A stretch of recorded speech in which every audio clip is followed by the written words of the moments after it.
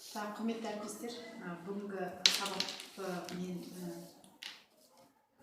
Балнұр, мен екінші рет өтіп, бұл үшіншіміз өтіп жатқан, сіз бүгін бізбен бірге отырып, бұл коучинг сабақтың бүгінгі алдыңғыға қарағанда өте бір табысты өткендігімен сіздерді құттықтағым келеді.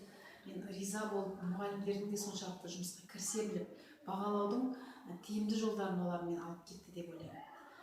Енді біздегі қазіргі жүргізіп жатқандағы мақсат коучинг сабақ арқылы мұғалімдердің іс тәжірибесін өзгерту, өзгеріс ендіртуге. Сол барысында тағы да біз өзіміздің бұдан әрі қарай даму үшін не істеуіміз керек, сол барысында менің бір-екі сұрағым бар. Сол нәрсені қойып жіберсем, сол сұрақтарымда. Жаңа мен сабаққа қатысып отырғанда риза болып отырмын. Енді тапсырмаларда керемет берілген, мұғалімдердің қатысуы да керемет, түсініп кетті. Ал бірақ мына жерде кейбір тұстарда, мысалы үшін тапсырма берілді ғой, тапсырма берілген кезде сол тапсырманы толықтай тапсырманы қалай орындау керек екендігін толық жеткіздім деп ойлайсыз ба?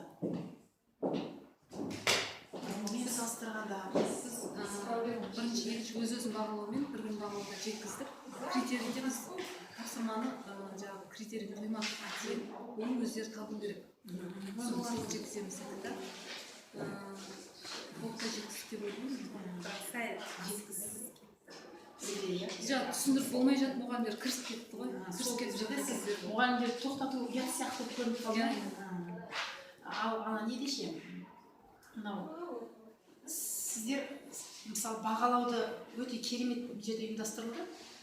Бағалауға байланысты тапсырмалар беріп, одан кейін бағалау дегеніміз не, баға дегеніміз не, соны түсіндіріп отырдыңыз.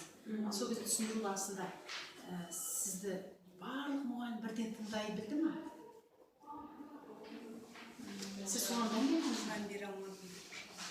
Жағын байқамадым. Бірақ анау жаңағыдай жас мамандар көбіне солар сұрап отырды.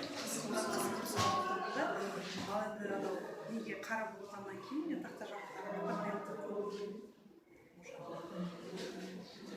жаңағы керемет нәрселер болып жатқанда бізде оқушылар да солай барлығын бірдей назарын аудартатындай қылып, дәл соны бағалау біліп жатыр олар практика жүзінде, бірақ бағалаудың не екенін, бағаның не екендігін алдында суммативті баға не екендігін мұғалімдер бәрі жазып отырады. Біз оларды сіздер сабақтарыңызды керемет ары қарай білім алып тәжірибесін жинақтап